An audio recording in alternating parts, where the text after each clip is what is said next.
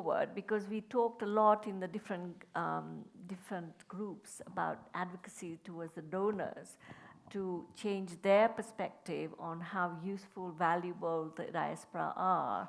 So on that front, what is the way forward? That's $1 million question. Now, we think about this a lot, obviously, because our modus operandi is very much depending on traditional donors, but we do want to be, a bridge between the humanitarian community and development community and diaspora work, in order to promote this, famous multi-stakeholder approach that we really believe is going to make a difference.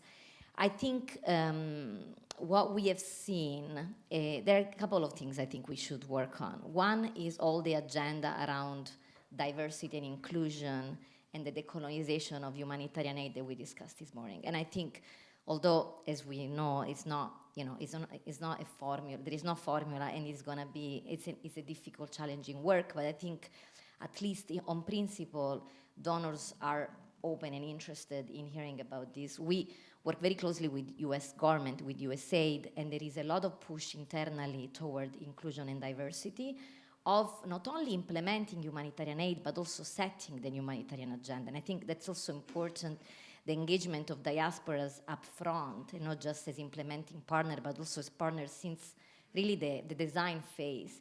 And that's also what maybe is gonna help us to localize a bit more the way in which we do humanitarian aid. The other component is definitely, to push the localization agenda and support local communities. But I think on this we need a little bit clearer evidence, because there is also the argument from the other side that when diaspora organizations become new NGOs, they actually might compete with local actors for the same funding source. So I think, honestly, working with diasporas for many years, I do believe that definitely diaspora organization, more than other institutional humanitarian actors, are able to empower local communities. But I think maybe evidence like this research that more focused on specific case studies that show how this contribution is actually implemented, I think that would help to make the case vis-a-vis the donors and other institutional humanitarian actors.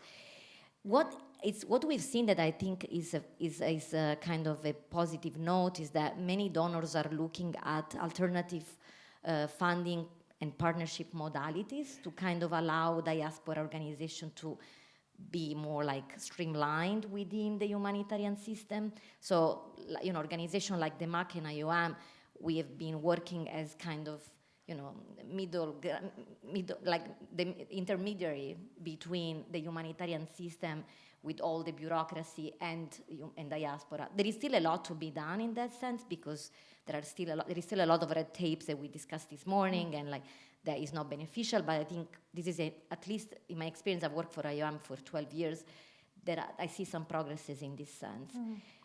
But definitely, and that's what the last thing I want to say about the way forward for this research. What is the scope of the research? The way forward depends on the scope. I think the scope is twofold. On one end, there is a benefit in itself in creating evidence of the value of what's happening on the ground with diaspora engagement. But on the other hand, I think actors like DEMAC or IOM, other actors that also are humanitarian actors, we need to look at this research also as inspirational toward finding new ways to really then engage diasporas, and really what we discussed this morning about whether we want to streamline diaspora engagement within an existing system or be able actually to break the system and try to increase diversities. I think it's up to us also, together with diasporas, to use this research to propose alternative and innovative ways, and not being afraid to really, think out of the box. I think one of my reflection is that, and I think what Nick was saying as well around evidence, right? Because there is, through the data gathering and research, there's a lot of evidence. But I think I also heard that we don't use the evidence to make decisions, right? So then, there's something about that. And the second thing I wanted to reflect on is you talk a lot about diversity and inclusion. I've been hearing this for many years, right? And I'm like, okay, are we really looking at diversity? And what I notice is, and I'm a person of color, I've been in that system for 25 years, the diversity and inclusion within the system, there's a problem, right? There is a problem. So when you don't address things inside the system, then how will you connect outside the system? And diaspora are people from different countries, people of color and others. And so there is that thing. And I think there is that bridge that to be crossed. And if you don't cross that bridge, and how do you bring that into the research as well on that behavior and attitude stuff? Because without addressing that, it's not only about just the trust part, but it's certain prejudices that also exist, right? So it's really important to pin some of the more difficult issues, and I think that was something that was brought up a bit earlier as well. So from your perspective, if you were to sum up the way forward, what would be one or two key things you would recommend going? Thank you very much. I would recommend first the diaspora organizations to build their capacity more, to read more, know more about the system, understand more, because now the donors, they come together. For example, now UNHCR and the WFP and the UNICEF, they set a platform. It's called the United Nations Partnership Portal, where you can access funds and where they manage the grant itself and where you report it. It's very good, and it's a global. But the only disadvantage is that they can easily say to you, after you write 20-page proposal, your application is not accepted. Simple, you get red light. But you don't never give up. Just try, come up, read, and apply again. That's number one. Also, the OCHA, they have a country-based pool. You can access, try to come up in the eligibility list, come up with the demand and the criteria. Because while you are doing this, as a diaspora, beside the remittance that we send them back home, we cannot collect $100,000 or $200,000 together, one diaspora organization, from its members to build a school or hospital. So always you need the support from international donors. So my recommendation is try to come up, build yourself, your system, financial system, humanitarian system, your all policies, get the courses, the PSA courses and the other courses, and try to grow, but you cannot succeed unless you have a good team. One or two person cannot do any work. So try to mobilize, get quality people, 7, 10 people committed can start, and they can grow. So that's my recommendation forward. Great, thank you. Andrii, I was talking to you yesterday, and we talked a lot about capacity part. So for you, in terms of your own organization and reflection, because this is long haul, right? This is not going to be over in few weeks. This is going to be a long time. Reflection from you about that, how and the way forward, because you yourself as a volunteer, right? Yeah, that I think is the biggest issue for diaspora organization, because we've been running as a volunteer organization. We never been a humanitarian player. We were just people from Ukraine who were trying to support the country, right? And of course, we don't know all the rules and terms, having been present on a first meeting on such conference or big meetings, I couldn't understand some shortcuts because we were not in the scene. And I think that's a challenging. That's actually very challenging, and that's building capacity. And now we have a question, like if the situation, if you look forward, right, and we see that situation will continue in many years, then we have a need to build this understanding and build this capacity. If we think that the situation will be changed very fast, that maybe we don't need, we just react, help, and that's it. Our job is finished, and then we react on another, I don't know what happens, disaster or something. But in a situation like in Ukraine, you're right. It could be a long-term game over there. And obviously, we need to think about it. And first, what is coming to my mind, it's not easy for us, first being a volunteering organization, to get to the same level of as institutional or professional humanitarian organization do. And that's we need knowledge, we need advice, we need to build capacity. And we need to support from bigger players on that. And luckily, I can see that there is understanding from, for example, DEMAC and DRC to take more orientation on diaspora and build this capacity. And that's, I hope we'll get there. But as I said, on the volunteering base, it's almost impossible. Our people will get burnout, and then it would be, we will run in on a round. Great. And I think when Ukraine is peace, don't give up. We take you to Yemen, bring the money to Somalia. Yeah. Then we call not Bava Ukraine. We will be Bava Somalia or something.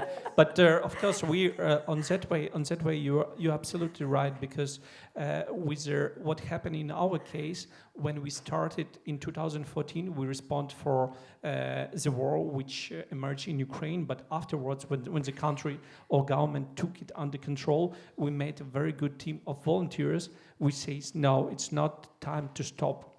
We need to continue. And that's why we continue for 8 years. Great, thank you. And that just brings back to what Lars was saying about collaboration, right?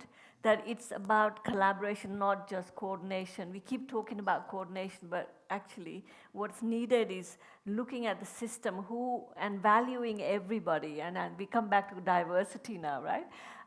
And making sure we value all the different players in the ecosystem and collaborate with each other so we can do best for the affected community, right? That's the kind of the key thing. Yeah, I think like the system, if it sees the effectiveness of diaspora, and the big players should just water us a bit, so we are growing and keep going, keep helping our country.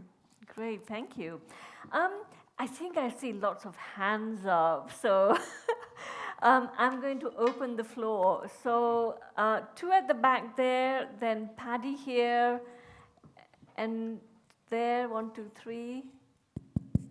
Right, let's start there. I experience if it's more than 3 questions, I cannot remember. 3 questions, and then we will go for second round. Should I start? Okay. Hi, this is Kava. I didn't have the chance to introduce myself. Berlin-based NGO concerned with refugees' rights and integration of Afghan refugees in Berlin. Before I come to my question, actually, I don't have a question. I'm really sorry.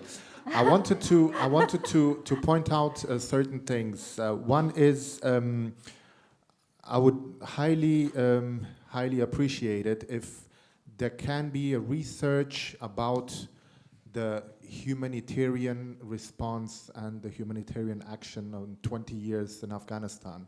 What has gone wrong from international NGOs, from institutional NGOs, and of course, in collaboration with the Afghan diaspora. Because there has been some cooperation, but we have to find out what has been gone wrong in order to not repeat these mistakes. And this is something that is quite missing. I mean, one of the panelists was my fellow from Afghanistan, but I think we should not forget these issues. It's not a long time ago, and we are responsible. Our countries are responsible. This is Great. one thing that I wanted to point Thank out. you.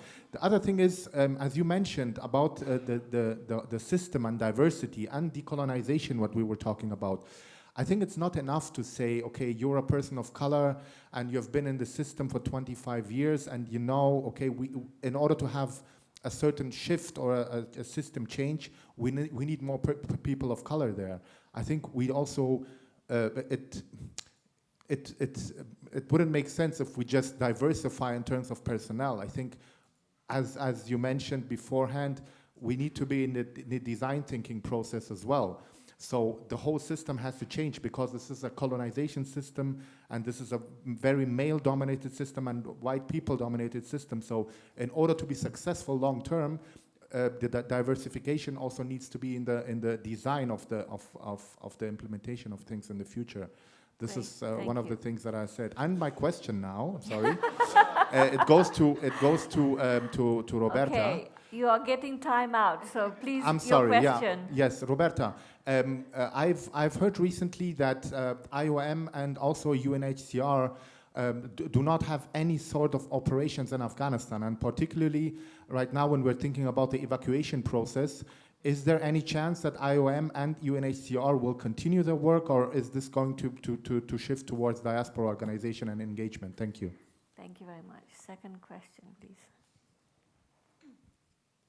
Hi everyone, my name is Dina. Many of you already know me. I'm the liaison officer in Ukraine for DEMAC. This is question and remark and for diaspora organizations being frustrated about the research. So from my personal experience as a person who worked with a huge international organization, run my own NGO, and then being a facilitator of a civil society organization, I would encourage all diaspora organizations to participate in all kind of the researches, because this is your way to actually influence the system. Because I started doing research basically because I wanted to change the system. And I know if I work as a consultant, for example, that's how I met Glenn. So if I work as a consultant, I do the research among diaspora organizations, and then and ICRC or DRC is offering it, it's my chance to actually give this message to the system that it should be actually changed. So I would encourage all of you actually participate in this research, and if you can, of course, ask what would be the follow-up. But that's the point. And the question was actually to Roberta as well. So do you see, like an institutional actor, what benefit from diaspora organizations you see in the context that you work in? Because, and vice versa, from what I know, is diaspora organizations mostly interested in humanitarian system only because of the funding. So if institutional actors provide funding, they participate. If not, they don't spend time on that. So what's your perception of that? What would be another benefit from the humanitarian system for diaspora organizations to be participating? Thank you. Thank you. And the third question, Paddy, and then we will have a second round. Here.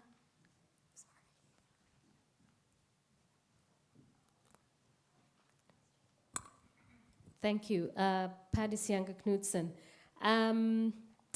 I think my question was for Glenn in terms of decolonizing the space. I was hoping we could talk a little bit about that. You know, how do we decolonize? How do we reframe? In short, how do we think like diaspora? I'm a bit challenged in wanting to make diaspora think like the humanitarian side. In the same way, diaspora are made to think like investors. Diaspora are made to think like the central bank, which is providing bonds. Like every other ambition that comes from the homeland, from the host, from a transit country. I mean, whatever the ambitions are of a development system or whatever needs are, diaspora should morph themselves. So I wondered if you had some reflections on that. And I think I also just wanted to say that I agree with you in terms of getting diaspora involved. In the space of the network of African diaspora organizations and, you know, the wider space of those who are working with support to third country nationals fleeing Ukraine, we had to work with IOM on a survey. And I was just saying to Roberta, I mean, to the point of saying, can we see the survey? and saying, if you gave me this survey, this is how I would respond to it. So just to echo again what Dina was saying about really getting involved. And this particular survey is looking at the treatment of third country nationals in Germany and the conditions and the feedback, but also not just on one side, because then diaspora goes back to then the migrants and the people who are involved, the beneficiaries, and sort of say, this is where your voice acts, because I can't fill out a survey for you. I am diaspora, right? So I also just wanted to come back again, Roberta, to the role of the IOM and the UN system in terms of how do you broker that a bit more intentionally? And I mean, you know, I'm a bit of a pushy person, so IOM Germany will tell you that, you know, if we are to get something done, we will put through our comments. But we also know that the capacity is not there in all organizations. And maybe my very last question would go to the power, to the gentleman on the other side of the table, the power of, you know, Ukrainian diaspora and non-Ukrainian diaspora. I don't hear it that strongly, because I think when we saw people fleeing out of Ukraine, you know, we had students who would say, so we're 5 of us on the way, and would say, so could you describe who is there? Because of nationality, you'd like to let the consuls know. They would say, so we are 3 Zambians and 2 Nigerians. And who comes across? 1 Nigerian, 1 Zambian, 3 Ukrainians, a mother and 2 children. And all of a sudden you're faced with, oh, you should have said you had children with you, but we couldn't leave them behind. So how do we move to the concept of when people move away together from conflict, without leaving anyone behind, and we as diaspora working together, also looking post-recovery to how we will help both Ukrainians and non-Ukrainians who, by the way, lived side by side before. We can do whatever we want to them at the borders and in places where they've arrived, but they lived side by side. So how do you see us leveraging that power much more efficiently to the post-recovery phase as well? So I think that would also be interesting to hear from you. Thank you. Great. So let's take those 3. And I think... Now those are great questions, and I'll try to be fast, but I'm also available to talk after the panel. Yeah. So on the issue of the research and like looking at research about what are the failures of humanitarian assistance in situations like Afghanistan, and unfortunately there are many other countries we could look at, I think this is a great idea. We should actually look side by side in a comparative way, like the research about diaspora engagement and added value in this context, and compare them with the failures of the humanitarian system, and really see where the match there can happen in terms of like what humanitarian community cannot really achieve for internal or external, you know, constraints, and where the diaspora contributions really provide that complementarity, because I really believe complementarity and added value are key terms here that we need to keep using in pushing this agenda. On the issue of what IOM and UNHCR are doing, I'll get back to you on this because I'm not part of the response, but I know that the operations was suspended for a bit last year, but I think has resumed. And IOM Afghanistan has always been one of the biggest operations we had worldwide. So I'm sure we are resuming a lot of activities, and would be great to hear from you. And there is a lot of interest from our mission in Afghanistan to work with the diaspora. So let's touch base on that. On the benefits, that's very important. I think as a DEMAC and IOM would be great to take from this research, really do a very quick fact sheet on benefits for diasporas and for humanitarian actors, and really kind of market it as much as we can in some circles. What we have seen, we have done similar work that you are doing in Ukraine. We have done it in Haiti and Bangladesh and Philippines.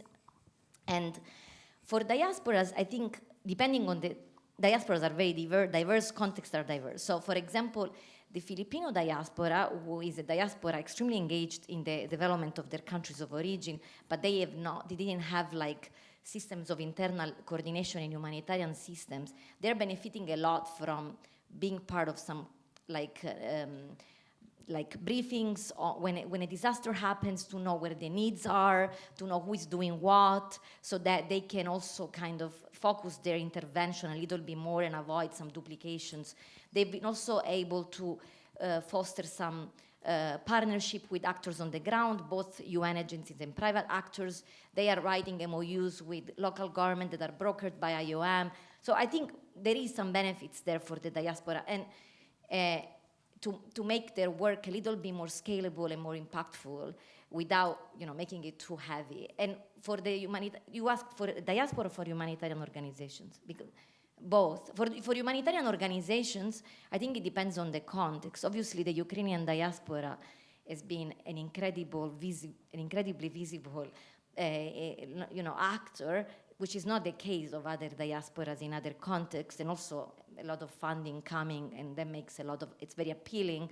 But I think humanitarian actors, they need to be educated on, the value, but from the actors that we have been talking, with the actors that we've been talking to, I think there is a lot of interest in understanding diaspora's added value in terms of localization, in terms of preparedness and recovery, and also in terms of innovative solutions that are able to engage non-institutional actors like private actors, which, we are still so bad at doing. But we can discuss more.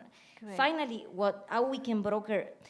So I love that question, because I think we need both a top-down and a bottom-up approach. So top-down, we need diversity agenda, localization agenda, and think like big systems. But then I think we need to be very kind of, clever in including already in what we're already doing without waiting for these agendas to be met. But what we are already doing to kind of introduce elements that disrupt the systems. So for example, what we have been doing in our surveys and in our projects that engage diasporas over the last 4 years, we engage diasporas since the design of the project, and every time we do a survey, we never launch it without testing it with the diasporas.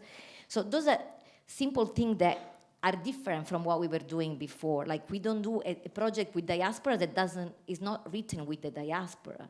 And before we used to do it, and now I think how did we do it? But so I think if you have ideas on how we can introduce disruptive small components in the work we already do, I think we can do it, without even making too much noise about it. So I have an idea. Maybe you should, maybe you should be funding diaspora organizations to take forward research rather than IOM doing it and then, getting others doing it. No, I agree. No, we are doing that too. And actually, we are doing that too. The fact is that that's the problem of partnership models. We are accountable for the funds, and the donors are not yet, at least the U.S. government, they're not yet funding directly diaspora organizations, although we are pushing for that too. Even though that would kind of deny the intermediary role that organizations like us are playing, which it's counterintuitive for us, but that's not my concern at the moment. Right. But yes, we are funding also direct organizations to implement directly, not with our intervention. Okay, good. So, question for you, I think. Yeah,